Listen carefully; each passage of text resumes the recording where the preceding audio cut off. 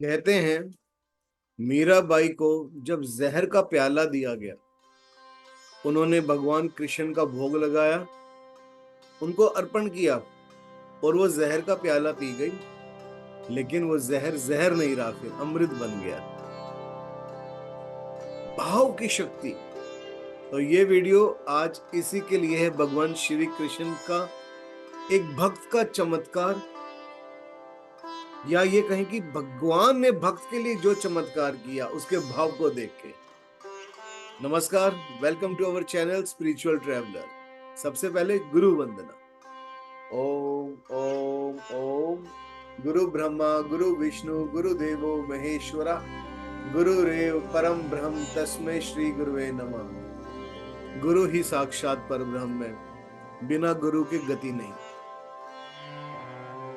गुरु ही वो सत्ता है जो अपने शिष्य के अंदर, साधक के अंदर भाव लाती है, प्रत्यक्ष अप्रत्यक्ष। चाहे उस व्यक्ति ने गुरु धारण किए हैं या नहीं किए, लेकिन उसका जो पूर्व जन्म के सिद्ध गुरु है, उनको मालूम है कि उनका शिष्य कहाँ है। तो ये टॉपिक, आज का वीडियो इसी के ऊपर है, भाव के ऊपर।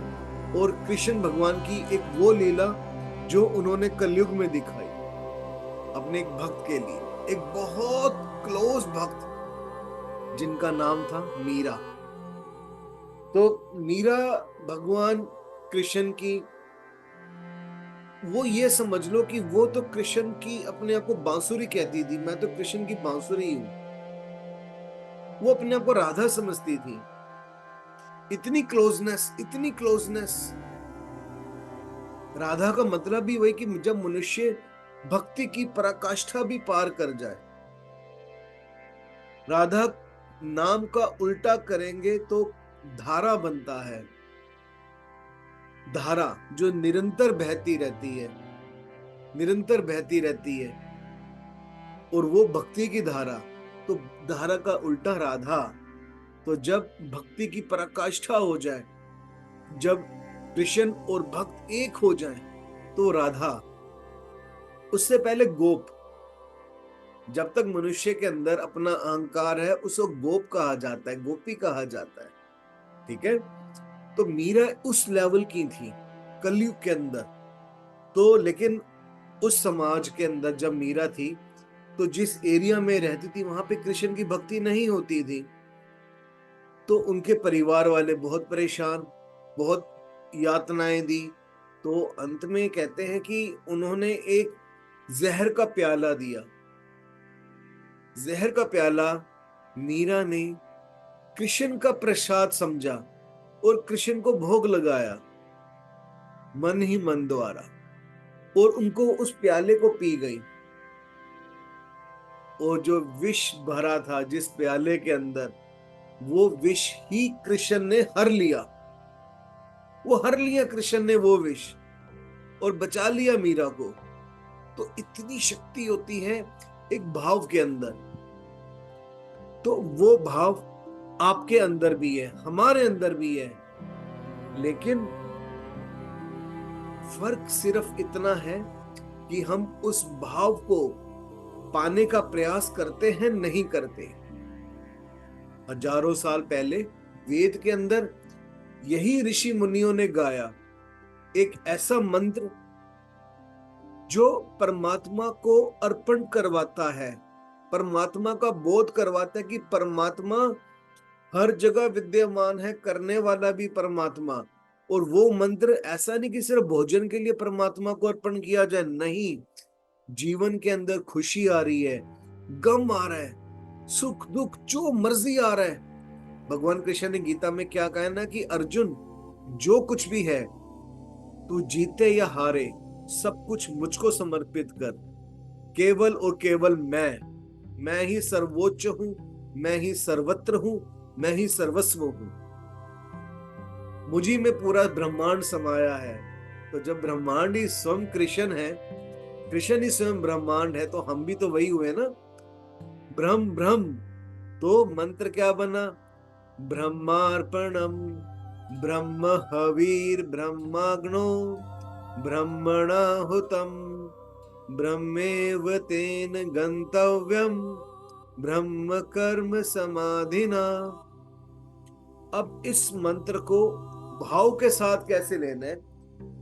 एग्जाम्पल, किसी का बुरा समय चल रहा है, कुछ प्रॉब्लम हुई है किसी के साथ, कोई बीमारी भी हुई है किसी के साथ, उस केस में भी आपने यही करना है, अर्पण। इसको कहते हैं अर्पण मुद्रा। ठीक है, बेसिकली ये मत सोचिएगा कि मुस्लिम की नमाज, ठीक है वो भी करते हैं, लेकिन दिस इज द अर्पण मुद्रा, अर्पण करना परमात्मा को। तो ब्रह्मार्पणम ब्रह्म हवीर ब्रह्माग्नो ब्रह्मण हुतम ब्रह्मेव तेन गंतव्यम ब्रह्म कर्म समाधिना। कि हे परमात्मा, जो लेने वाला है मैं वो भी ब्रह्म, जो आया है मेरे पास वो भी ब्रह्म, और तू भी ब्रह्म। तो ब्रह्म ब्रह्म को ब्रह्म ही दे रहा है। Everything is God, everything is ब्रह्म।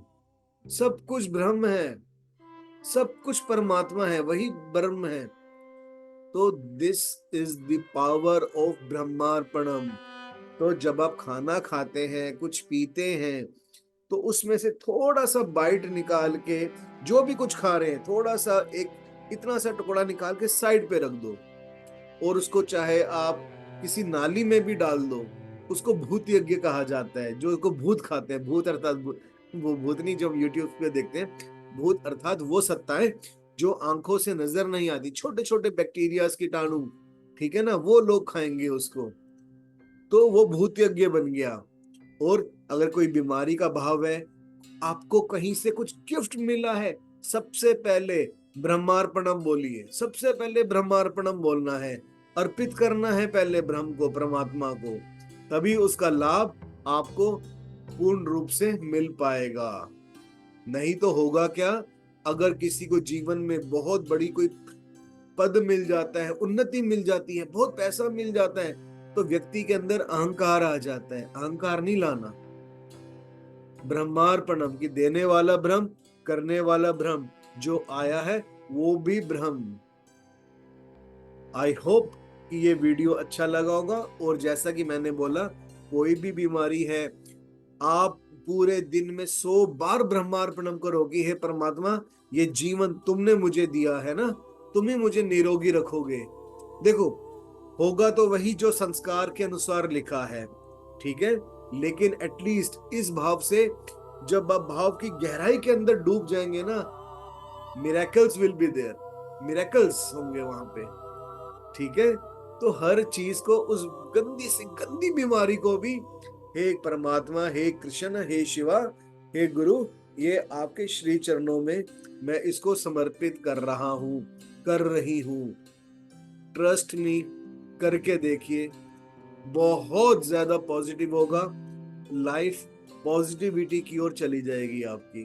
ठीक है, सब्सक्राइब करिए चैनल को प्लीज, नहीं किया तो जरूर करिए, बेल आइकन जरूर दबाइए। रीजन, जब भी कोई न्यू वीडियो आएगा आपको नोटिफिकेशन आ जाएगा। और पुरानी वीडियोस देखिएगा, शॉर्ट्स देखिएगा, बहुत कुछ आपके लिए मैंने बनाया हुआ है। I need your support. Thank you so much, thank you so much, thank you so much. शिवोम शिवोम शिवोम।